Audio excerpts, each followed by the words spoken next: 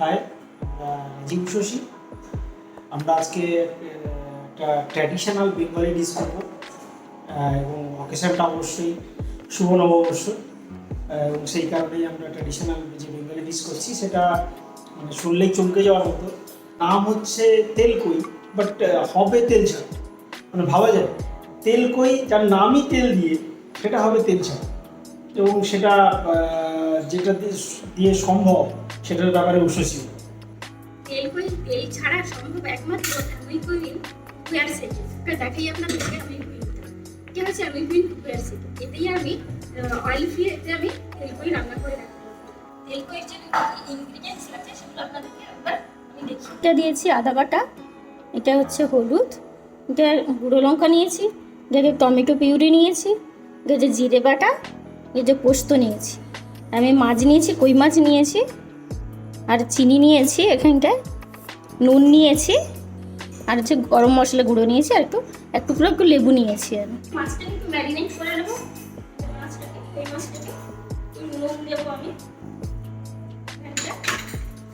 লেবু দেবো ম্যারিনেট করার জন্য, লেবুটা, হলুদ দেবো,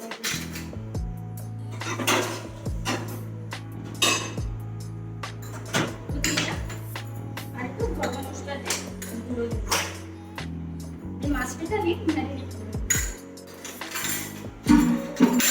আমি আদা দেবো, আদা পেস্ট কিনতে আছে, আদা পেস্ট এই মাছটাকে আমি ম্যারিনেট করব। আজকে জ্বালিয়ে নিচ্ছি, কিছু নেই, খালি দেখছেন। এবার লো ফ্লেমে আমি এখানে রান্না করবো। মাছটাকে আমি ম্যারিনেট করে রেখেছিলাম, যেটা আমি দিয়ে দেবো।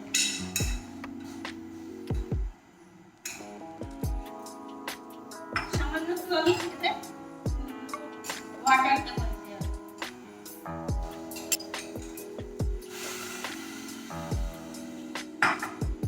স্টিম হতে থাক।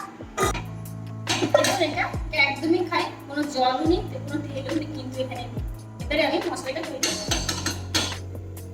এখানে 2 স্পুন আদা দিয়ে দিচ্ছি। আমি এখানটা 4টা কুইকার নিয়েছি, ওই আন্দাজ মতো আমাকে নিতে হবে আদা। এবার আমি এটা মাখতে থাকবো, লো ফ্লেমেই আমি রেখেছি। এখানটায় জিরে বাটা অ্যাড করবো। আমি 2 স্পুন অ্যাড করবো জিরে বাটা।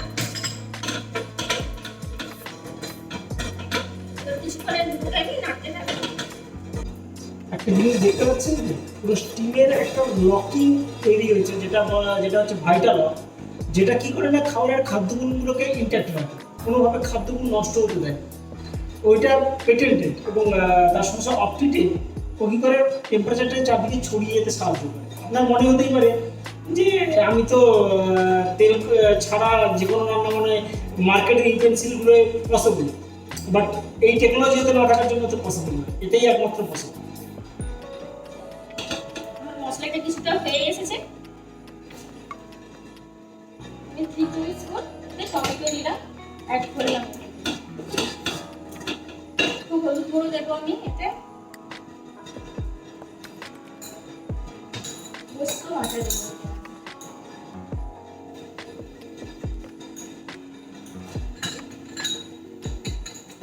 স্টিম হয়ে গেছে, আমি গ্যাসটা অফ করে দিলাম। তেল ছাড়া মাছ তো কেমন যেন মাছটা গন্ধ হয়, কিন্তু একদম দারুণ একটা স্মেল আসছে।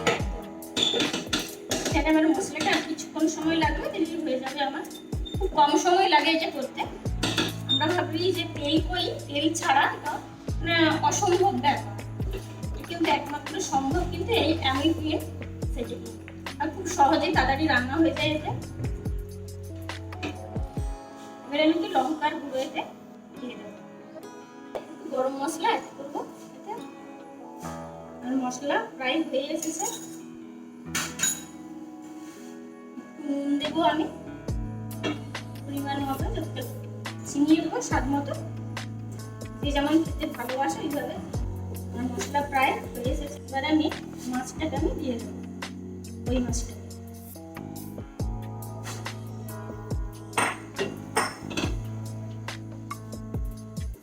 নাড়াচাড়া করে নেবো মাছটাকে নিয়ে মশলার সঙ্গে।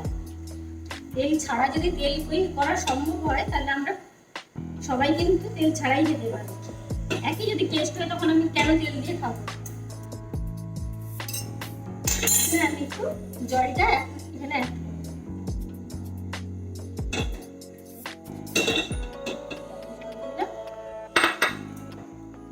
একটু নাড়াচাড়া করে একটু আমি ঢাকা দিয়ে দিই ফুটে যাক তরকারিটা। রান্না কিন্তু আমার হয়ে গেছে, রেডি হয়ে গেছে এবং গ্যাসটা আমি এবারে অফ করে দিচ্ছি। তেলকড়ি কিন্তু একদমই রেডি হয়ে গেছে, গার্নিশ করে ফেলেছি আমি। মানে জাস্ট কালার দেখলেই বুঝতে পারবেন কি দারুণ হয়েছে এবং দারুণ স্মেল আসছে। আমি টেস্ট করে দেখব।